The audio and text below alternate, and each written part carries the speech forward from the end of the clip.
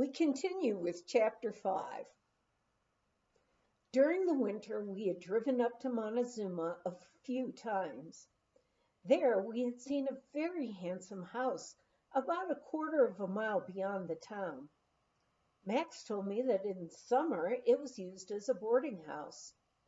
Years before, it had been the place to stay when the horse-drawn stage came over Argentine Pass on its way to the mining camps and on to Dillon. Luckily for us, we heard that the lady who owned the White House, as it was called, was up in Montezuma and had opened for the summer. Well, this solved the problem for the moment of where Max's parents could stay while they arranged for their house to be built. Max's father, an architect, had already drawn up the plans. During the winter, he had sent us sketches of their new house. We promised them 2 acres on which to build somewhere in our meadow. They only had to pick the spot. Early one Sunday morning in May, I could hear the sound of a truck coming up the road. We had just moved into the cabin, and being close to the road, we could easily hear any vehicles that passed. The truck started to slow down. "It's coming here," I thought. Sure enough, it shifted down and turned into the yard. We jumped out of bed, dressed in a hurry, and ran outside. The truck driver was getting out of the cab. He looked around at the old 2-room cabin and the ranch house with no chinking between the logs. He also noted the open hay shed, the horse barn, chicken coop, and 2 log vehicle sheds. "I've got a truck full of furniture. Where do you want me to unload it?" he asked. We looked around in complete astonishment. "Oh my God, my folks have sent all their stuff already. We'll have to put it in the nearest shed," said Max. "I'll have to check to see if it's clean enough." Looking into the shed, we found it had a wood floor of sorts, and it was empty. "Why not put it all in there for the time being?" I said.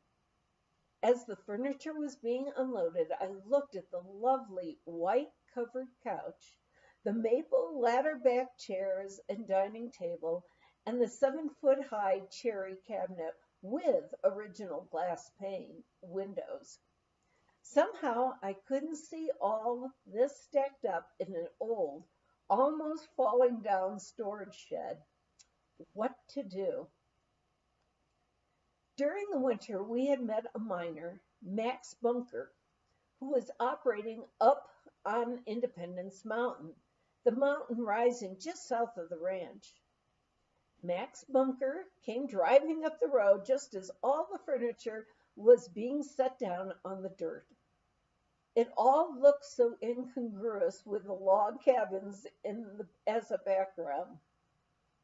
The Dercum home in Cleveland with all these lovely things had been featured in Town and Country magazine. Max Bunker looked it over and then sat down on the couch. "Well, might as well enjoy it now. It won't last long in that cabin with the mice playing tag on the rafters." Max Bunker stretched out his legs with a luxurious sigh and said, "I know a guy who couldn't enjoy sitting on this comfortable couch for a while. A couple of nights ago, Ike and I drove up Keystone Gulch to visit our friends at a cabin up there. They invited us to stay for supper. We sat around chewing the fat. Ike went back of the cabin to the privy before we left. It had been dark. He stumbled around till he found it. All of a sudden we heard this god-awful yell, and here came Ike, busting in the cabin with his pants down around his knees. 'I sat on a porcupine,' he yells at us. Well, we made him lie down on the floor on his face. While the wife holds the kerosene lamp, her husband holds down Ike, and I pulls the quills out. Ike ain't going to be sitting down for a while." We spent the day storing the boxed items in the log shed. The rest, along with the oriental rugs, went right into the two-room cabin. Surprisingly, it all fit in.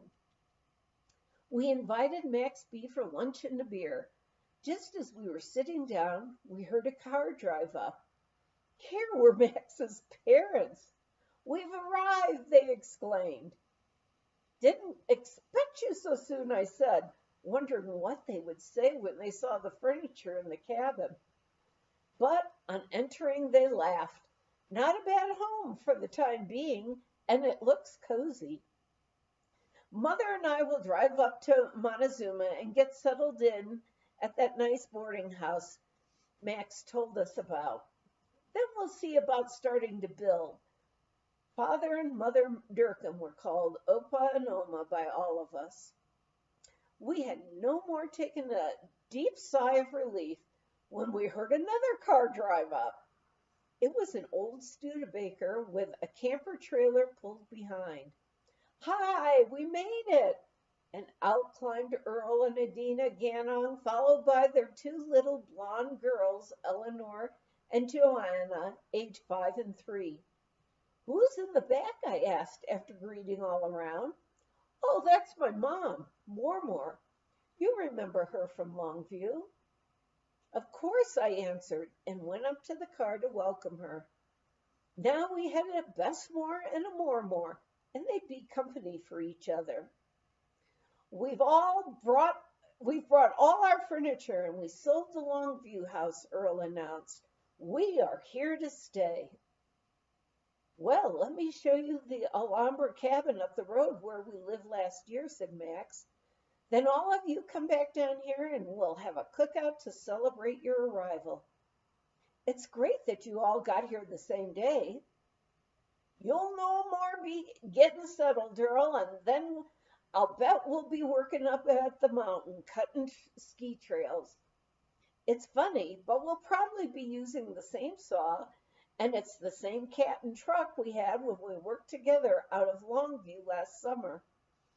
Max took off with the Gannon caravan following. I thought, all winter we'd had only 2 neighbors, and suddenly we have 9.